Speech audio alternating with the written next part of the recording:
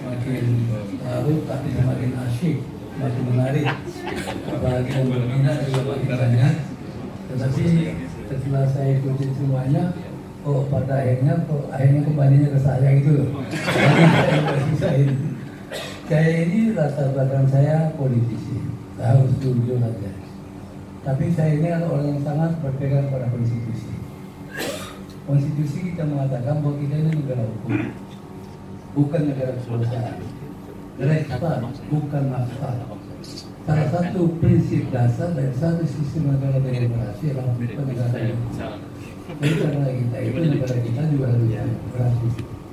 Negara demokrasi itu akhirnya pada instansi yang terakhir yang berdaulat adalah rakyat yang berdaulat. Tugas kita adalah bagaimana kita meningkatkan kualitas pendidikan politik rakyat kita juga harus kita tingkatkan. Nah di sini anjuran saya kepada kita yang berada dalam partai-partai politik, salah satu fungsi yang penting dari partai politik kita adalah bagaimana fungsi pendidikan politik.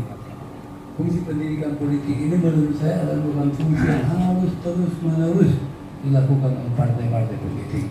Kalau yang kita lihat pendidikan politik itu lebih nampak tidak ada kepentingan politik langsung dari partai-partai politik. Padahal sejatinya partai politik itu harus melakukan pendidikan politik. Bahkan dalam konteks pendidikan politik atau kaderisasi politik, saya ketua umum partai Golkar sekian lama, di Golkar puluhan tahun, dan dalam era reformasi juga bergerak di bidang politik masih terus saja saya diakui.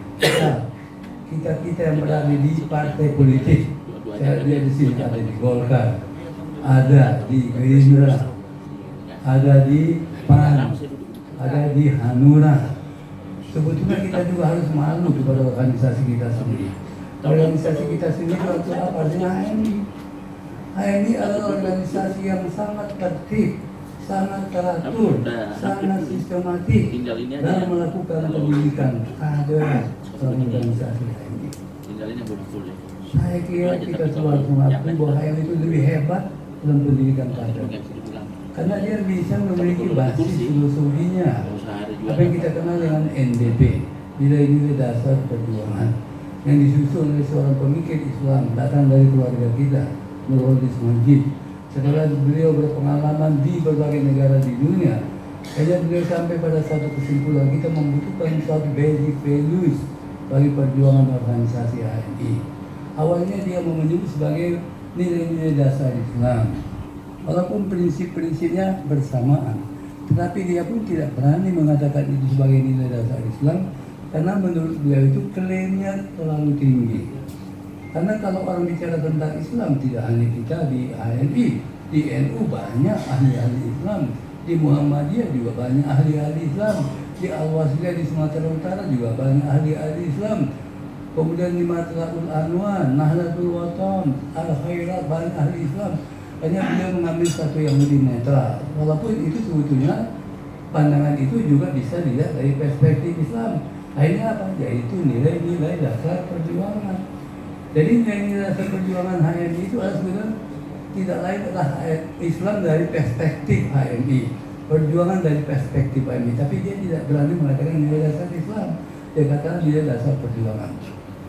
Yang kesimpulannya adalah hanya singkat saja, bahwa hidup itu menjadi amat sederhana, beriman, berilmu, dan beramal. Itulah prinsip daripada MDP kita.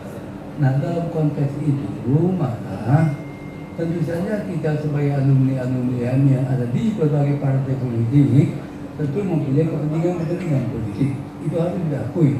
Tapi kita juga harus mengakui, khususnya bagi kita semua yang bukan ada di partai politik, kita juga harus mengikuti aturan-aturan yang ada di internal partai kita masing-masing.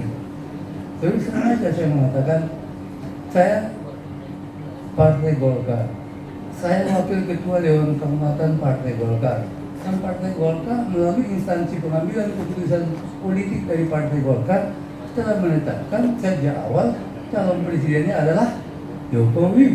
Walaupun dalam pemilihan umum presiden tahun 2014 sebetulnya Golkar itu mendukung calon presiden adalah Prabowo. Kemudian tidak lama kemudian setelah Jokowi terpilih, saya sendiri pun nggak begitu tahu betul, tiba-tiba kita mendukung Jokowi. Nah, di lingkaran masing-masing partai pun tidak bekerja mekanisme demokratis. Tidak ada proses pengambilan keputusan yang dilakukan secara demokratis. Saya harus akui, putusan yang diambil oleh Partai Golkar pun tidak melalui mekanisme yang demokratis. Mekanisme demokratis itu mekanisme yang terbuka, memberikan kesempatan kepada siapa saja untuk mengambil pikiran-pikirannya. Pada instansi yang terakhir putusan harus diambil, ya putusan harus dilakukan secara demokratis. Pengambilan keputusan secara demokratis itu dilakukan dengan dua cara. Cara pertama adalah prinsip yang berbasis kepada Pancasila kita, yaitu musyawarah mufakat. Tapi juga bila mana musyawarah mufakat tidak bisa dicapai, yaitu adalah pemungutan suara. Nah, ini pun tidak nampak. Terus terang aja, ini pun tidak nampak. Saya tidak tahu misalnya di partai lain. Saya rasakan ini tidak nampak. Kita mengusulkan Pak Jokowi sebagai calon presiden. Kemudian dengan kemampuan kepintaran dari saudara Setia Novanto melakukan pendekatan-pendekatan sedemikian rupa, seolah-olah Jokowi itu sudah betul-betul orang Golkar. Tapi apakah betul orang-orang Golkar itu akan memilih Jokowi? Apakah misalnya ada multiplier effect atau cocktail effect atau apalagi namanya Jokowi effect? Apakah orang yang memilih Jokowi itu akan pasti memilih Golkar? Apakah orang yang memilih calon Golkar itu akan masih Jokowi? Ini juga sangat menjadi suatu question mark, pertanyaan besar. Yang bisa saya katakan, orang PDIP memang mengklaim bahwa Jokowi itu akan ada mereka. Dan orang PDIP pun jelas memilih Jokowi melalui PDIP. Nah, ini yang selama ini kami belum menemukan bagaimana format mekanisme dalam menentukan yang tepat, ya. Terus terang aja. Oleh karena itu tentu kembali kepada mekanisme partainya masing-masing. Kecuali kalau misalnya ada satu benang merah yang kelihatan ataupun yang tidak kelihatan dari orang-orang kita yang ada di partai-partai itu, kemudian mencoba bertukar pikiran, mencari satu solusi yang terbaik dengan menempatkan kepentingan bangsa, kepentingan rakyat yang menjadi utama. Berbasis kepada tujuan organisasi ini yang didirikan oleh Pak Lamran pada 5 Februari tahun 1947 dengan tujuan utama yaitu mempertahankan negara Republik Indonesia dan mempertinggi derajat rakyat Indonesia. Mempertahankan negara Republik Indonesia itu sama dengan mempertahankan negara kesatuan Republik Indonesia, dan itu sama dengan mempertahankan Pancasila sebagai dasar dan ideologi negara kita. Itu jelas betul itu. Soal Pancasila buat kita tidak ada keraguan-keraguan buat kita, karena jelas buat kita itu Pancasila adalah merupakan sesuatu yang itulah yang membuat kita juga bisa ikut perperangan. Kita pernah mengalami pada zaman Syakong. Saya masih ingat zaman Syakong. Bagaimana kita kejar-kejaran dengan orang-orang CGMI di UI, dipasang di situ, spanduk bubarkan HMI. HMI adalah kontra revolusi. HMI adalah merupakan antek-antek ekonomi dan berbagai macam. Karena pada waktu itu masalahnya adalah survival daripada kita pun juga malam-malam hari kita juga melorek itu simbol-simbol yang dipasang oleh CGMI, kita pasang lagi simbol kita, bubarkan CGMI adalah komunis, anti Pancasila. Hanya begitulah, karena memang pada waktu itu adalah hitam putih. Nah, sebetulnya era reformasi ini mestinya kita bisa membawa sistem yang lebih terbuka, lebih demokratis, merit system, menghormati perbedaan. Kalau kita memang kalah dalam satu pertandingan secara terbuka, ya kita harus terima. Tapi kita juga tidak bisa melakukan itu. Saya sendiri mengalami, saudara sekalian, di Partai Golkar, saya sudah berhasil menyelamatkan Partai Golkar. Tidak berlebihan kalau saya katakan, kalau bukan saya menjadi ketua umum Partai Golkar pada waktu itu, Golkar ini sudah jadi apa ini? Bubar. Saudara sebenarnya bubar. Tapi apa yang kejadian pada waktu saya mau maju kembali menjadi ketua umum? Sekarang saya harus katakan saya kalah dengan Pak JK. Dia wakil presiden. Dia punya funds and forces yang kuat. Fundsnya bisa dia kerahkan, forcesnya dia berada dalam kekuasaan. Karena juga pada waktu itu Pak Jokowi juga punya kepentingan karena Golkar juga mengadakan koalisi dengan PDIP membangun koalisi kebangsaan. Ya SBY, membangun koalisi kebangsaan, dan saya mungkin memperkenalkan dalam konteks politik, terutama di organisasi Golkar, bahwa kita tidak boleh berpikir bahwa kita harus berada kekuasaan. Kekuasaan itu bukan segala-galanya. Oleh karena itu saya mempertahankan sistem check and balance. Walaupun kita berada di luar kekuasaan, tapi kalau kita bisa menciptakan bahwa kita berada dalam posisi melaksanakan fungsi check and balance, kita pasti juga akan diapresiasi oleh publik. Tapi pikiran-pikiran saya tidak bisa diterima. Pada waktu muncul Pak JK menjadi calon ketua umum, wah ini kesempatan. Pak JK adalah wakil presiden. Kita kan maunya di kekuasaan. Pastilah nanti kita akan hebat dengan Pak JK menjadi wakil presiden. Akhirnya semua suara itu diorganisasikan, direkayasa, akhirnya kembali ke JK. Maka terpilihlah JK sebagai ketua umum. Saya harus terima sebagai satu kenyataan. Tapi apa yang terjadi? Walaupun dia menjadi wakil presiden, menjadi wakil ketua umum Golkar, tapi itulah awal daripada merosotnya Partai Golkar. Pada waktu zaman saya, kami dapat 128 kursi. Pada waktu JK itu, mohon maaf ini kalau saya katakan, ini rasional, ini objektif, terutama rekan-rekan kita yang kebetulan dari Sulawesi, ini betul-betul jujur saya. Kita turun dari 128 menjadi 106, berarti turun 22 kursi. 22 kursi kalau kita konversi, satu kursi itu 400.000, berarti 8,8 juta turun suara kita.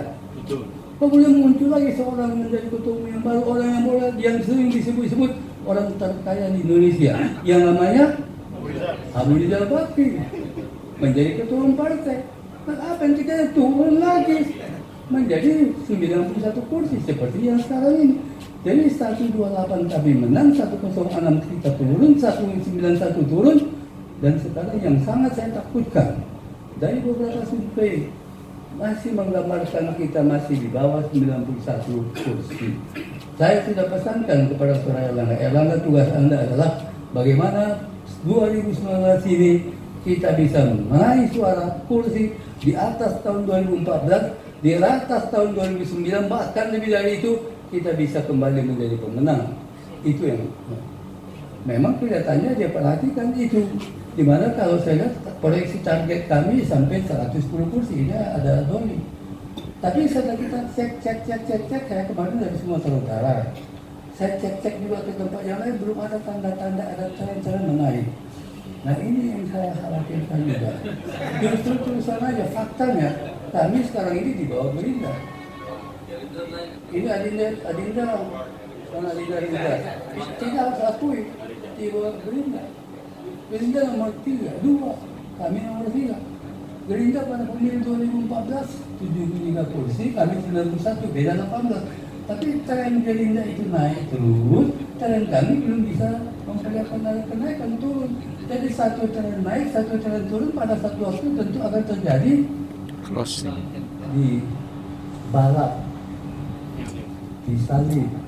Dan itu yang sedang kami alami sekarang ini, saudara sekalian. Nah, oleh karena itu kembali kepada ini, soalan tadi itu bisa saja kalau seandainya ada sesuatu mekanisme yang mempertemukan para alumni di berbagai partai politik, dan disitu kemudian ada satu basis yang telah bisa dijadikan sebagai dasar. Kalau saya lihat mengenai basis kita adalah bahwa HMI didirikan dalam rangka mempertahankan negara Republik Indonesia, mempertinggi derajat rakyat Indonesia, menegakkan dan mengembangkan ajaran Islam. Islam yang memberi rahmat bagi semesta alam, yang dijelaskan lebih lanjut oleh Nurul Islam. Islam yang inklusif, Islam yang terbuka, Islam yang toleran, Islam yang menghormati keanekaragaman, kemajemukan. Kemajemukan itulah perspektif kita, itulah sunnatullah. Itu adalah memang hukum Tuhan. Kemudian Islam yang berorientasi kepada kemajuan. Siapa adik-adik ini yang selalu melakukan lagu Himne ini? Yakin usaha sampai untuk kemajuan. Jelas itu, untuk kemajuan. Keindonesiaan, kemodernan, dan keislaman. Itulah tema kita, Tuhan Islam. Keislaman, Islam yang tadi inklusif, yang terbuka, yang moderat, yang wasatong, Islam di tengah, Islam berorientasi kepada kemajuan, kemodernan, dan ke Indonesia. Nah mungkin kalau seandainya ada, saya nggak tahu, saya belum berani mengatakan apa-apa. Kalaupun ada gagasan saya berani mengatakan ini, mungkin saya akan bisikkan kepada Adinda Doli mau bisikkan kepada yang lain, mungkin bisik-bisik itu sampai pada satu kesimpulan bisa saja. Tapi saya tidak berani mengatakan apa-apa karena saya terus terang aja, walaupun Pak Gatot ini keluarga saya, walaupun ada suara-suara saya agak ini, saya yakin dia tidak akan macam-macam itu, tidak akan mau juga dia, kasihan malah Pak Gatot yang mengatakan ini. Tapi tulisan aja memang saya termasuk yang berizah. Oleh karena itu tadi saya ingin yang membuat risau saya kan, yang membuat saya agak mengkhawatir kan soal ekonomi kita. Tadi saya menyebut tahun 650% inflasi kita. Tahun 97, 98 juga kita lihat dolar kita begitu mahal, $17.000. Sekarang ini boleh ada tanda-tanda ke arah itu. Oleh karena itu saya coba mencoba tadi barangkali Bang Anwar bisa menjelaskan lebih detail mengenai soal ekonomi. Tapi rupanya dia juga mikir-mikir juga, barangkali saya juga nggak tahu lah ya. Tapi yang intinya dia mengatakan bahwa ini negara ini karena banyak korupsi. Kalau itu semua kita udah tahu lah. Banyak korupsi dari ini. Banyak korupsi, banyak pencuri, banyak pencilok. Kalau baca bilang panak-panakko. Tapi kan soalnya kan bukan di situ. Kita keluarkanlah barangkali apa itu cara-cara kita untuk mengatasi soal-soal ekonomi kita ini, gitu loh. Memang infrastruktur memang sekarang menjadi salah satu apa yang namanya bukan prioritas. Boleh sama juga mungkin bisa disebut juga sebagai bukan prioritas yang menjadi siswa yang begitu fokus. Memang dalam konteks ekonomi memang infrastruktur itu penting, tapi apakah itu akan menyelesaikan ekonomi kita segera? Nah, Bang Anwar bilang pasti juga tidak. Tapi secara teori ekonomi memang betul, kalau kita membuang infrastruktur ada bagus, maka produk barang-barang ekonomi kita mau kita sosialisasikan atau kita distribusikan kepada masyarakat bisa. Tapi apakah itu akan bisa selesai? Masalah kita sekarang ini, hari-hari ke depan ini, itu yang betul akan menentukan sehari-hari. Minyak kita pun kan juga mulai tanda-tanda menaik. Terakhir ini berapa? 80%? $80 berapa? Pokoknya trennya menaik. Tren daripada dolar kita juga makin menguat. Rupiah kita makin menurun. Dan kita sudah punya pengalaman. Nah ini yang harus kita baca betul. Ini yang kita baca betul. Kalau kita melihat bahwa akhirnya pilihannya ada sesuatu yang harus kita lakukan untuk menyetop ini dan untuk mengambil itu adalah pilihan politik. Sama dengan pada tahun 2098, kami 14 orang menteri menyatakan tidak ikut lagi duduk dalam kabinet Pak Harto. Kalau seandainya Pak Harto bikin kabinet baru, karena pada waktu itu kami sampai pada satu kesimpulan penyelesaian masalah ekonomi pada waktu itu tidak bisa lagi melalui cara-cara teknis ekonomi. Sebenarnya secara implisit mengatakan tidak lagi secara ekonomi, harus secara politik. Cuma kita tidak berani mengatakan itu kepada Pak Harto, pasti kita tidak berani. Pak Harto pasti kalian mau apa rupanya? Pasti kita tidak mau mengatakan begitu, tapi mengatakan tidak bisa selesaikan secara ekonomi. Paling tinggi kami mengatakan kalau karena mau ditetapkan juga bukan secara ekonomi dan kemudian beliau membentuk kabinet, ya kami mengatakan kami tidak ikut dalam kabinet. Dan Pak Harto juga berusaha, tapi nyatanya usaha beliau juga tidak bisa. Dia membentuk tim reformasi, bahkan tidak kurang tokoh tim reformasi, bahkan menjadi ketua tim reformasi ini adalah Cak Nur dengan beberapa tokoh-tokoh dari berbagai perguruan tinggi, dari UI, dari UGM, termasuk juga dari UNED. Tapi semua juga mereka mengatakan masalahnya bukan soal itu. Hanya mereka pun mengatakan tidak bersedia menjadi reformasi. Sehingga Pak Harto pun orang diangkat untuk menjadi reformasi, tokoh-tokoh masyarakat juga menolak, tokoh-tokoh kampus juga menolak, dan berbagai lagi suara-suara. Bahkan yang paling terakhir itu resmi adalah sampai ketua DPR yang notabene adalah ketua umum Golkar menyatakan bahwa Pak Harto sebaiknya mundur. Dan itu pintu masuk terjadinya perubahan di Golkar. Kalau tidak ada ucapan begitu, tidak akan ada munas Golkar. Kalau tidak ada munas Golkar, belum tentu saya jadi ketua umum. Ya itu kan satu hal juga. Diminta pertanggungjawaban Pak Harto sebagai ketua umum Partai Golkar, kok berani-beraninya meminta Pak Harto mundur? Dari mana kok Pak Harto berani mengatakan Pak Harto mundur? Tapi faktanya dia. Karena waktu itu mereka sudah dalam posisi tidak ada alternatif lain. Mereka didesak, dipressure oleh mahasiswa-mahasiswa. Gedung DPR sudah direbut. Seluruh gedung-gedung DPR, ruangan DPR dikuasai oleh mereka. Siang malam mereka nginap di situ. Bahkan juga kadang-kadang kita udah nggak jelas lagi lah mereka tidurnya itu laki mahasiswa dan mahasiswi itu. Sudah dikuasai betul. Sehingga Pak Harto juga nggak bisa lagi alternatif lain. Akhirnya mereka sepakat, beberapa pimpinan dewan sepakat sebelum mereka mengatakan Pak Harto mundur, mereka sholat. Bagi orang beragama, Pak Moko, kemudian juga yang dari TNI, Pak Sarwan Hamid, kemudian juga dari P3 kita, Pak Hasan Metarum. Mereka doa, akhirnya mereka mengatakan sebaiknya Pak Harto mundur. Dan mereka juga sebetulnya bersumber juga dari apa yang dikatakan oleh Pak Harto sendiri. Atau juga pernah dan pertemuan beliau mengatakan kalau memang rakyat mendaki saya tidak, ya saya siap aja. Kalau rakyat yang berdaulat. Lalu di sini ditanya oleh pimpinan dia, maksudnya apa Pak? Ya rakyat. Ya maksudnya siapa? Ya kalau misalnya DPR. DPR kan wakil rakyat. Nah itu yang pada saya jadi kata kunci sehingga mereka akhirnya mempunyai keberanian untuk mengatakan saya Pak Harto mundur. Nah ini jadilah Harto mundur. Sudah lagi tidak bisa lagi, tidak ada lagi harapan, akhirnya beliau menyatakan mundur. Nah itu situasi yang pada waktu itu. Yang sekarang ini belum tentu belum sampai ke sana itu, ya. Cuma saja memang yang mengkhawatirkan kita dikaitkan dengan soal ekonomi kita.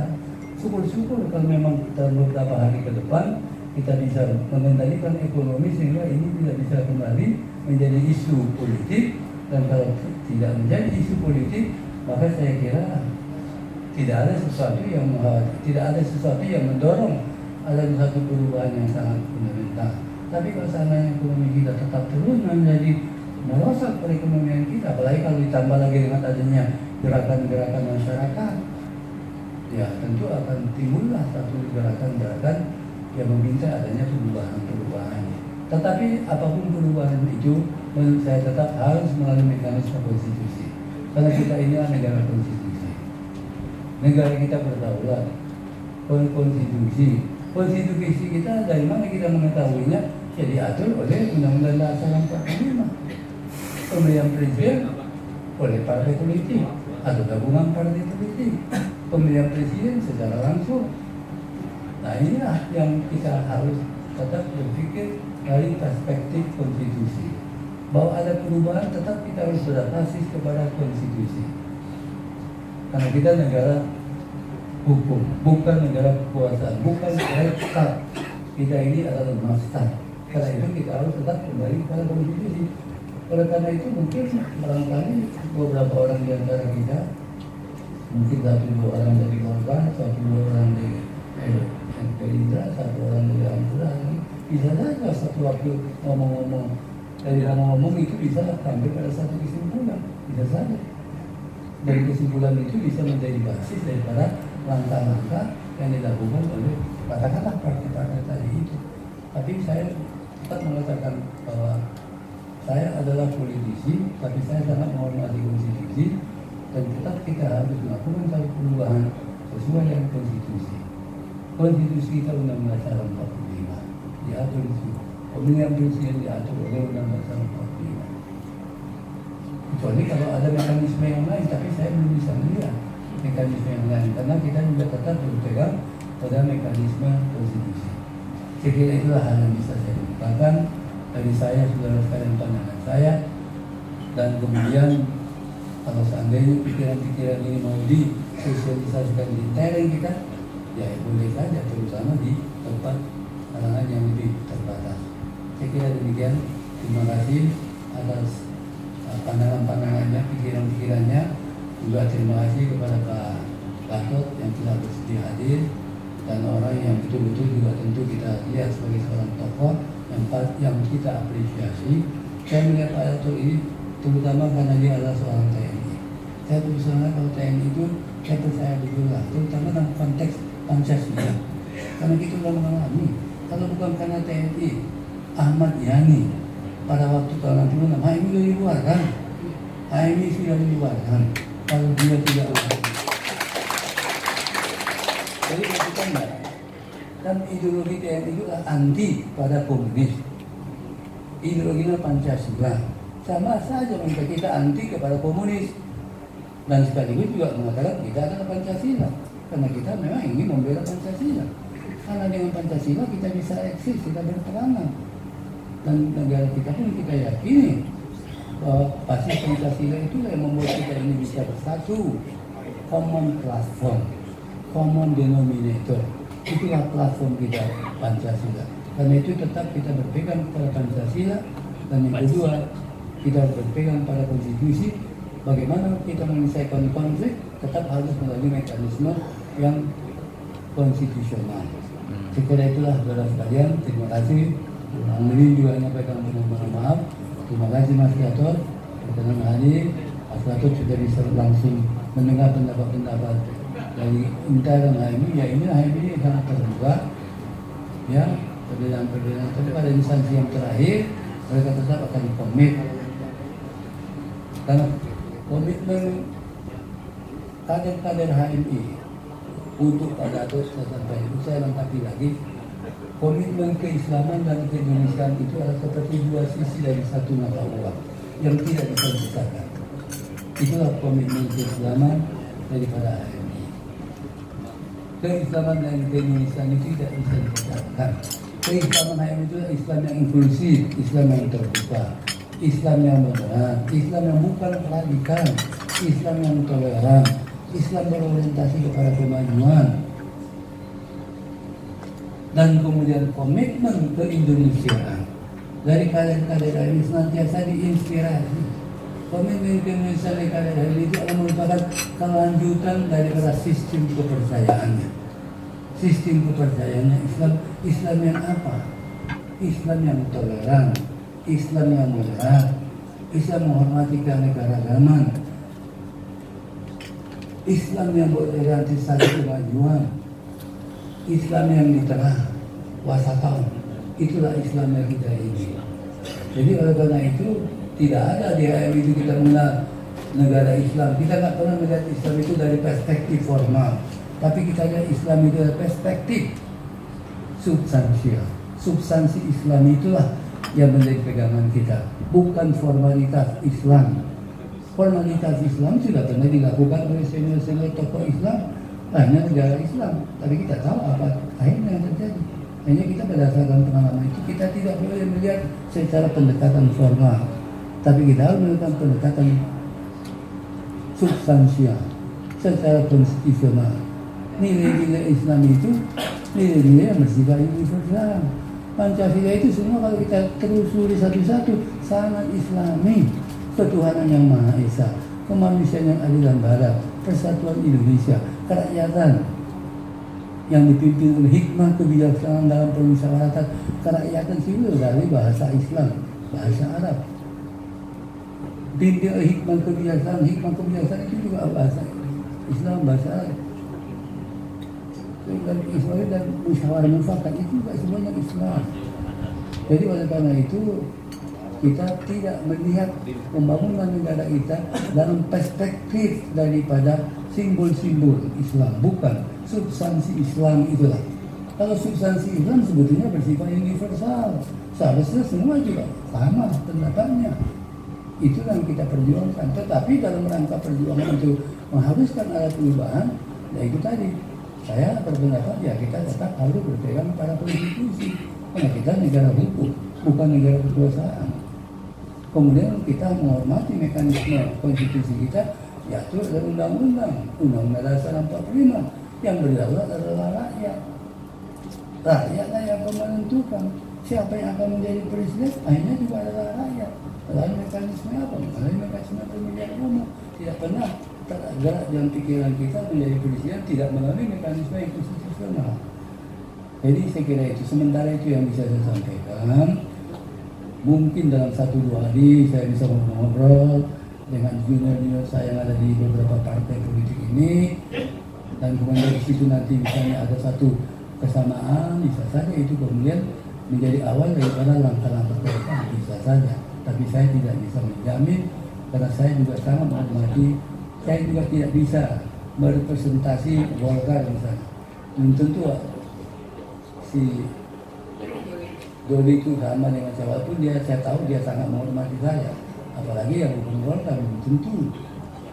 Walaupun saudara Adinda Reza juga pasti mengenal saya dengan baik, orang tuanya dia orang kawan kita yang baik, dan juga tentu teman-teman yang ada di Hanura, ada di Nasdem dan lain-lain.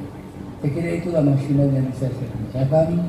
Mudah-mudahan ada kesempatan lain kita mendiskusikan hal-hal yang bisa kita lanjuti dari pertemuan ini, dan sekali lagi kita menyampaikan ucapan terima kasih bersama-sama atas kehadiran Pak Gatot Nurmantio di acara kita malam hari ini.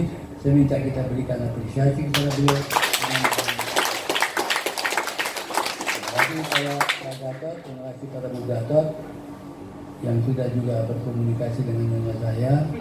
Nah, mereka memang hampir setiap hari juga berkomunikasi, tapi belum ada komunikasi yang nuansa politiknya belum nampak. Kalau komunikasi masih suasana kekeluargaan, tapi bukan tidak mungkin, why not? Kenapa tidak?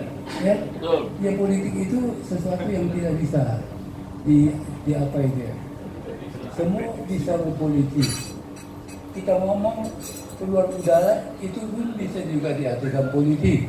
Jadi politik itu memang sulit didefinisikan. Tapi memang yang jelas muara daripada pembicaraan politik berakhir kepada yaitu di jabatan-jabatan politik atau kekuasaan. Nah, dalam perspektif itu saya mengatakan bahwa saya berpegang pada prinsip bahwa kita berpegang pada konstitusi. Itu aja bedanya. Mudah-mudahan yang lain juga pendapat yang sama. Kalau sudah mempunyai pendapat yang sama, mungkin akan bisa dibicarakan lebih lanjut. Bagaimana aplikasi daripada sistem mekanisme konstitusional itu, nah itu bisa dibicarakan lagi tentu dalam forum-forum tertentu. Saya kira itulah sudah berperhatian. Terima kasih Pak Gatot, terima kasih Bu Gatot, dan terima kasih juga rekan-rekan kami kita dari berbagai daerah, terutama dari UNER, Profesor Nasyih yang juga adalah Rektor UNER, dan kemudian juga yang lain yang hadir pada malam ini. Dari saya cukupkan sekian. Terima kasih. Dari Taufik Walhidayah, yakin bisa sampai. Wassalamualaikum warahmatullahi wabarakatuh.